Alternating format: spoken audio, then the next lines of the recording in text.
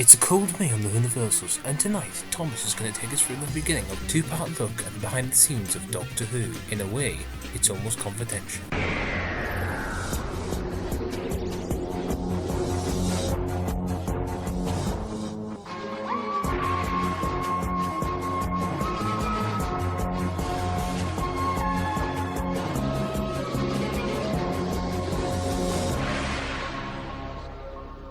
Despite Confidential just being a companion documentary series that began the production of Series 1, the show itself wasn't actually commissioned by BBC Three until October 2004. Based on the success of EastEnders revealed from the same channel, which had been running since 1998, Confidential was created to show a different side of the programme to the finished episodes seen on TV, the production and the behind-the-scenes side. This is going to be an extremely easy commission for the corporation, but a harder product to impress viewers. A question perhaps asked by a lot of people was, would they care enough to watch? It's most obvious, but of course the series began on the same day Doctor Who came back. But the first programme wasn't actually the episode focused on the behind the scenes of Rose that night, but a preview programme shown 2 hours beforehand entitled Doctor Who, A New Dimension. Nowadays this would be considered episode 0 of the programme, with most of all the bells and whistles in play, but everything isn't there in the end product.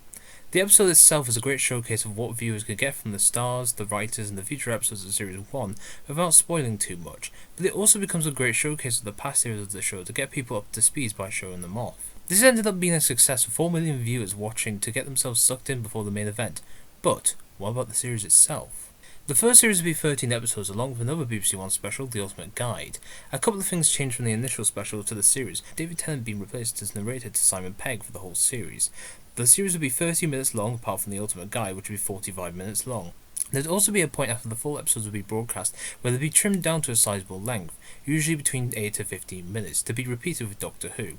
These would be known as the cut down versions of the episodes and would be the most accessible versions of the episodes to put on the DVD to keep the behind the scenes, to also remove all the classic Who clips or copyrighted songs that the show couldn't use again. Here's some episodes I'd recommend from the series.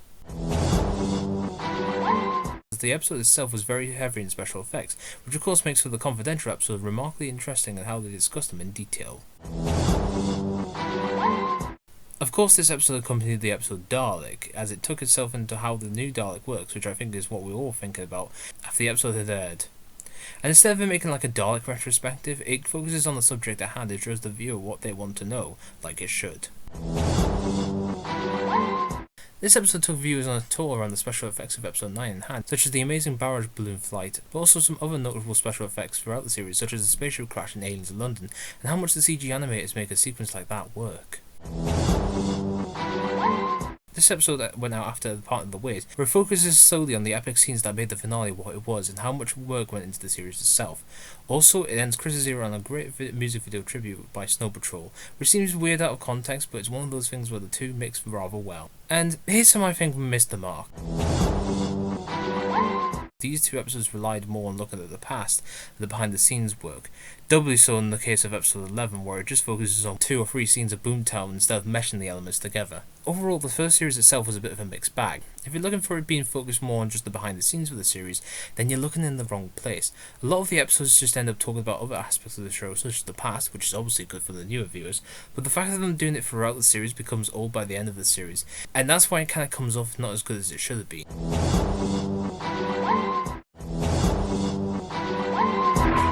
With the official show's first series being an immense success that immediately gained a second after 1 episode, it was rather obvious that Confidential would follow the same path on June 15, 2005 when it was recommissioned to follow Series 2. Like the first series, the first episode of the show to cover any Series 2 episodes was a short special named Backstage at Christmas, covering as a teaser for people who bought the Series 1 DVD.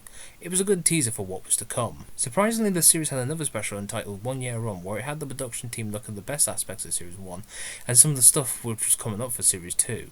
But to be honest, the best thing about it was basically all the behind the scenes material of the Christmas invasion, because sadly the show never showed much more of it after this episode. A couple of things changed from the first series of Confidential. One was getting rid of the interviews to do with the classic series unless they had to do something with the episode in question.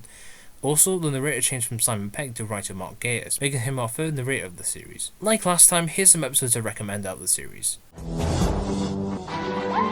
Episode 3 would usually mean that they do the series one thing by getting the old actors to talk about their time on the show because of Sarah Jane's return. Nope, and that's why I like this episode.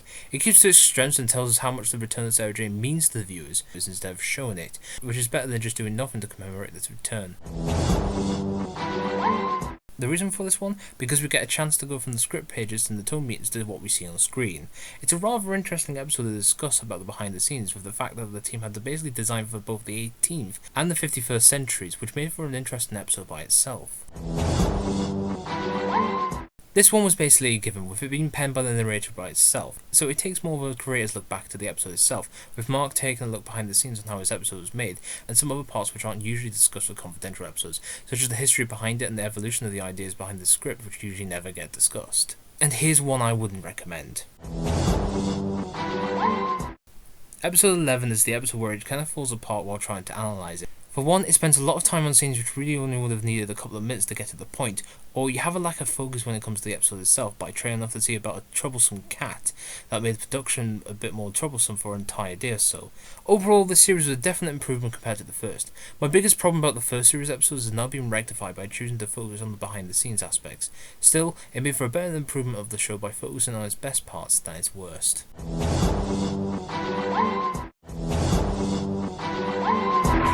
By July 2006, two things had happened. Doctor Who was back to film on its third series, and the second was that Confidential was there from day one, meaning that we're going to get a continuation no matter what.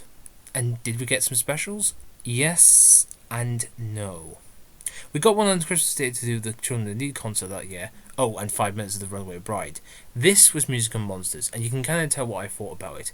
I did like the concert parts, but I just wish there was more of the Runaway Bride parts, because it just seemed a bit mean of them to withhold so much of behind the scenes of a great episode that was only yet to come. But if you want something that went more into the Runaway Bride, then you had a special episode of a show called On Show, where they went into the designs of Doctor Who, which was all about the work that production designer Ed Thomas did on the show, and spin-off Torchwood. This is a particularly good special, going into how challenging it must have been to occupy a job like that. Though, a shout out must go to Tom Baker and his weird and wonderful narration that he gives to soften the mood somewhat. Like usual, things changed between series 2 and 3. The episodes were now 45 minutes, meaning there was more material than before, and another narrator was added to the list, with Anthony Head becoming narrator number 4. Oh boy, there's so many episodes I like in the season. The first episode is really good as it goes into Martha's life, her family, and how her introductory story makes her the best character that she is. It's all around the great introduction episode to the new 45-minute format, and it makes sure that its extra time is warranted, as we get more behind the scenes than what should be worth in this episode alone. The episode that accompanies this one is very effects heavy, so that would make for a great episode of Confidential, wouldn't it? Of course it would. It's more focused on the effects of the whole episode than just talking about the special effects in the series itself. I wouldn't be surprised if anybody was inspired by this episode to take a role in effects work itself. This is the best episode of the show, no question about it.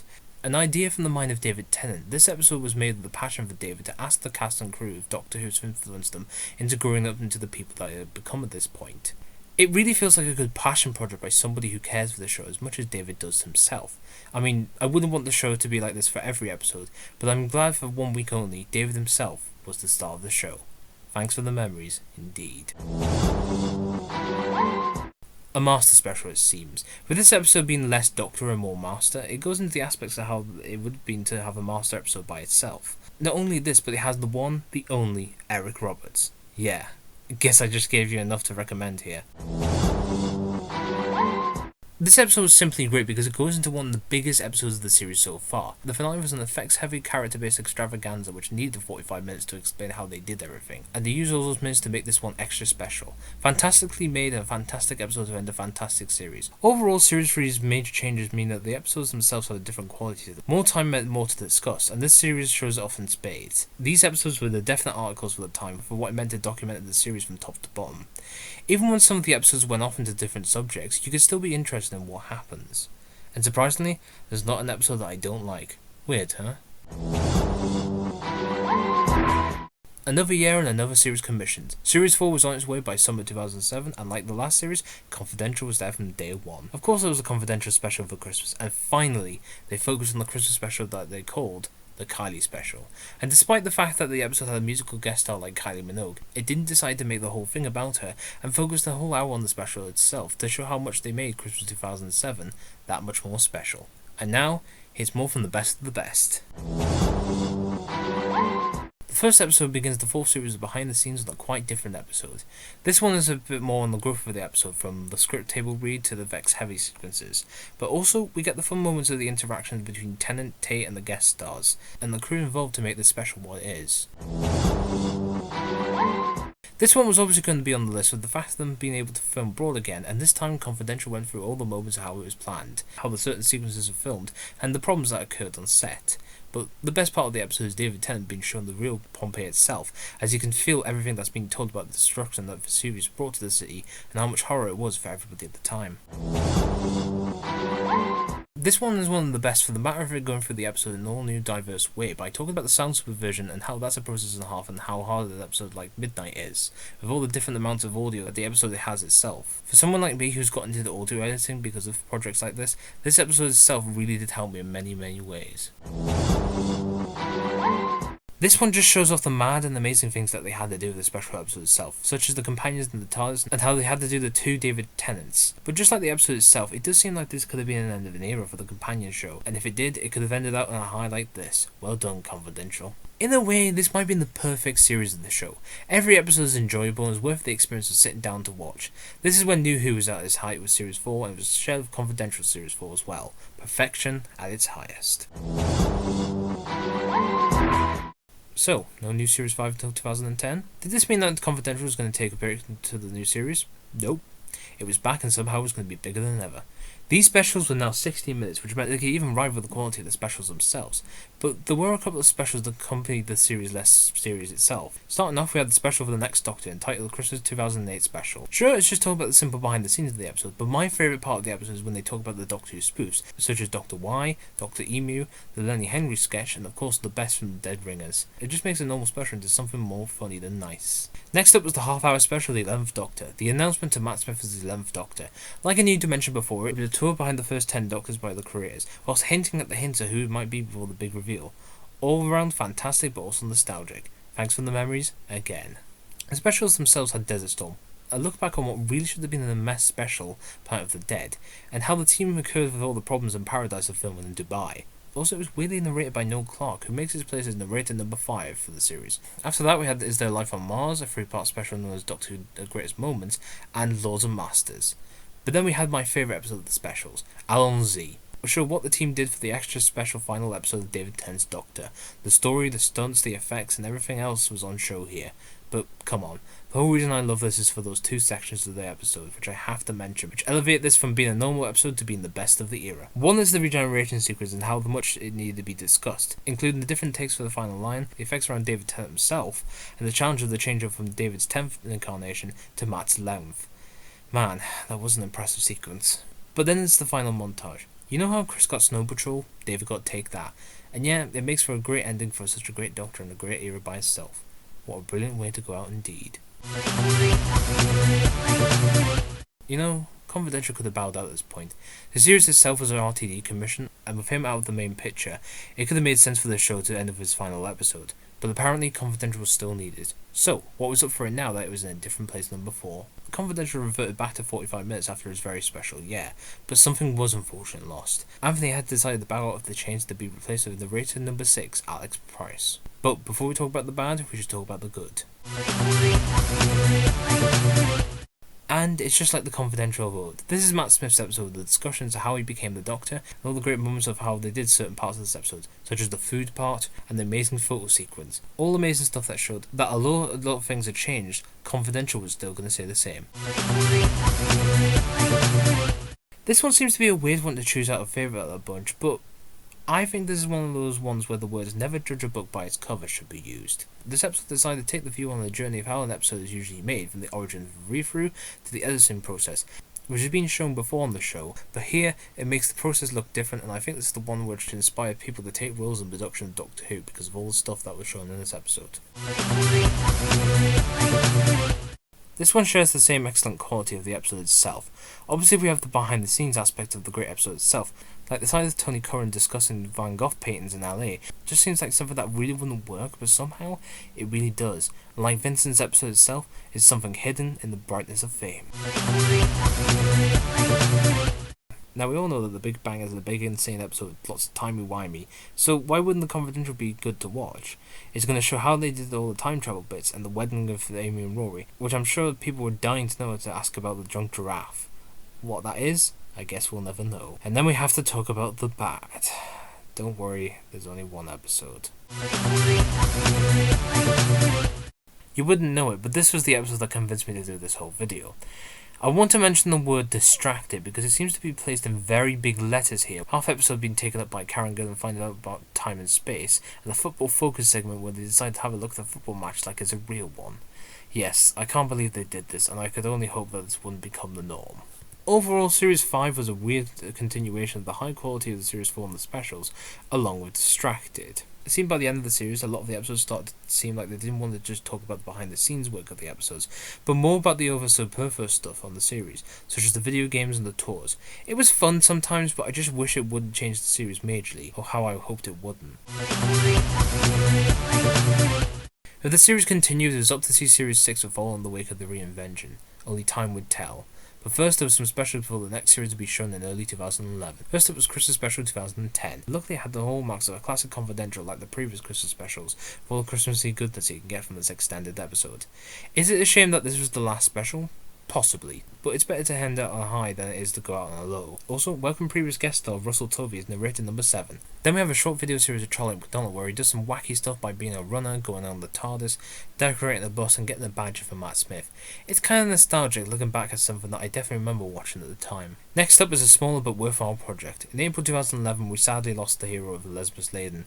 It was a time for a tribute, which left us with My Sarah Jane, a tribute to Elizabeth Sladen. I don't think I can say much more. It's just best if you just watch. Anyways, it's surprising when this is the only series with more bad episodes than good. But with that said,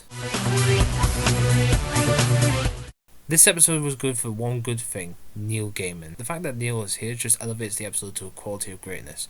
I love the segments where he's meeting the cast, feeling like a fan, despite the fact he's a best-selling writer. But also the segments where he reads the descriptions of the scene in the script just make it feel like a level of warmth that usually isn't there with writers who aren't Neil. This one is great because it stuck to the episode in hand, which is very design heavy and interesting. It was fun to get back to a proper episode of Confidential with some of the other elements working towards success, and this is what I wanted from the series: something proper and less edited. So those were the good, now here are the bad. 5, 6, 10, 12 and 13 are all here because they represent what really didn't work with the series, which is putting them into too much other elements and not the behind the scenes stuff that works. It doesn't matter if it's Matt, Karen and Arthur doing silly interviews or Matt and James Corden messing around at 4 o'clock in the morning. None of these work and just eat up a lot of the time which I wish was spent on the behind the scenes aspects. It's so disappointing that the series ended up doing more bad than good overall. So, unfortunately, Series 6 Episode 13 became the last episode of Confidential, as a few days prior to the episode going out, controller of BBC 3 Zy Bennett did the inevitable and cancelled the show under a cost-cutting measure. And from what you've seen, back in the early days of the show, that would have been very harsh. Sure, the show was just behind the scenes, but it had a kind of cool quality to it. But by 2011, the show had fallen apart, with episodes not even devoted half the length of the behind-the-scenes portion of the show. It's sad, but tragic. Still, it was fun while it lasted, and I hope we'll never have to look at behind the scenes of the show again. Stay tuned for part 2.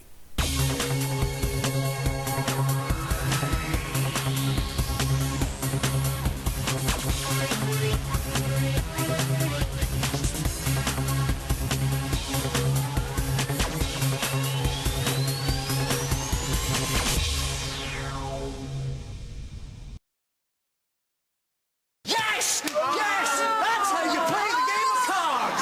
And then this happens and we go, woohoo! And you're on 10, and it's all looking very good.